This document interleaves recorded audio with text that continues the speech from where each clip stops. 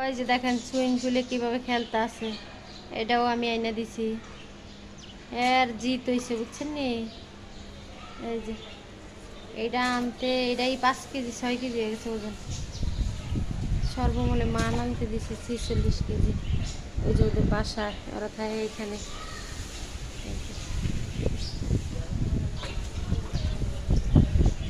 শোনা উইটা যাও, এবার উইটা যাও, ঠান্ডা লাগবো। শোনা উইটা যাও।